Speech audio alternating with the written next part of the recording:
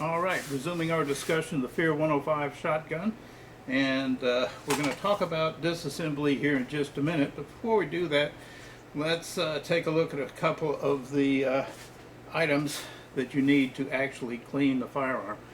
I tend to use a traditional system. I use a cleaning rod with a 12 gauge brush, and I use a loop to pull patches from the chamber in out the muzzle end to clean the bore of the gun. I also have a toothbrush for cleaning the sights and exterior and some of the internal parts, and I have a bronze phosphor toothbrush for cleaning carbon off of the piston and the gas chamber area of the barrel. I do not recommend that you use stainless steel either for your bore brush or for your cleaning brush unless you have a really seriously fouled firearm, because steel will eventually start to score the metal of the bore and of the chokes.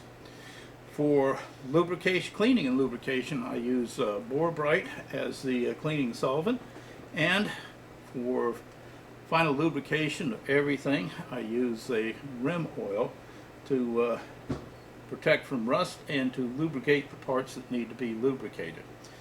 The first thing I normally start with when disassembling a shotgun is I usually remove the choke system out of the gun.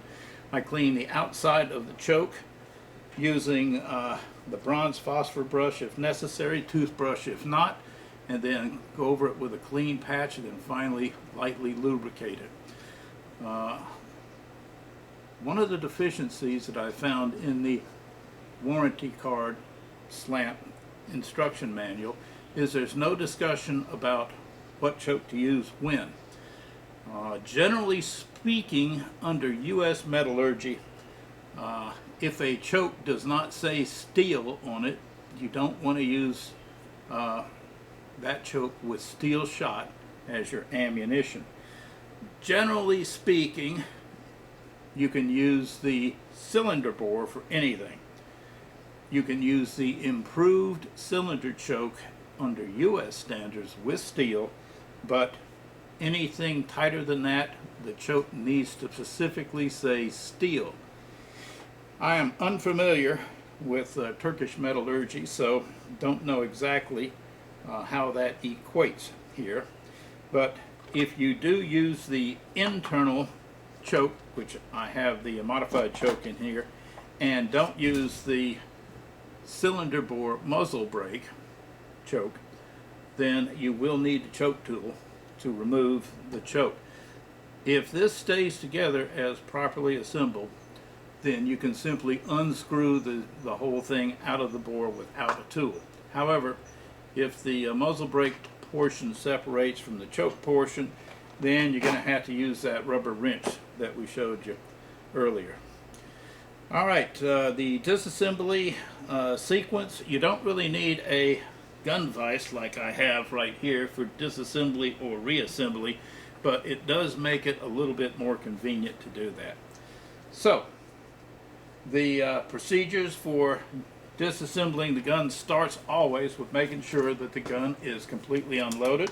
So, we're going to open the action, lock it open, and physically check to be sure that the chamber area is clear, which it is. The page 6 of the warranty card shows the first step for disassembly on picture 13A, then B and C is removing the magazine from the gun. The next thing you have to do is to turn the disassembly switch to the vertical position. This is actually the release mechanism for the upper fore end of the firearm. So must be in the vertical position to disassemble. The gun has to be at least partially cocked open or the breech open before you can do that. Otherwise it's locked when the breech is closed. However, the disassembly instructions then require you to release the bolt. So you want to retard the forward motion of the bolt, get the bolt released, and let the gun close at this point. Alright, We are now ready to begin the actual disassembly of the firearm, which starts in my normal sequence with the removal of the choke. So you put the choke tool in there, get it loose, get it out far enough that you can get to the choke itself, and then you unscrew the choke, lay that out to the side. The next step is to remove the barrel cover, barrel shroud, lots of threads, unscrew it, take it off, lay it down. Next step is to remove the 4-in plate.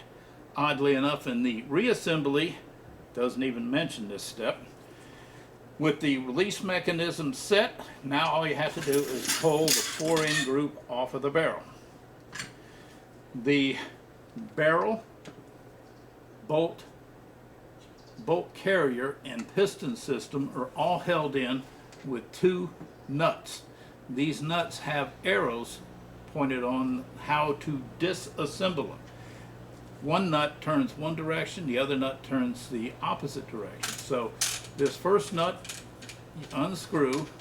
This is the top nut. It has an arrow on one side and has knurling on the back side to catch the pin, which is on the second nut. Second nut unscrews the opposite direction. Take that off. When you get it out, see it's got a larger thread and it's got knurling on one side and it's got the locking pin on the other. Once you have that off right there, you can set the gun down, grab the barrel group, and pull forward. When you do that, the spring tension is going to release. The barrel, the piston, the bolt carrier, and the bolt are all going to start to come out of the gun. And they're all going to start to fall apart. This is the bolt carrier group. It consists of the bolt right here, and it consists of this one part up front here, which rides in the guide rail for the operating spring, and this is the operating spring. Now that we've got all that apart, we're almost done disassembling the gun. Last thing is to pull the piston out itself. All right, so that is the disassembly of the gun. At this point, you're ready to clean the gun, and we'll discuss that in another segment. One talk about the choke here. Most shotgun manuals have a discussion of when you can use which choke for what condition. I'm familiar with Turkish metallurgy, so I'm not sure which is which, but just keep in mind that you can shoot anything through a cylinder bore, but if you're shooting modified or tighter, you cannot shoot steel through the barrel. Okay, so that being the disassembly of the firearm, we'll take a short break here, and then we'll show you the reassembly of the firearm.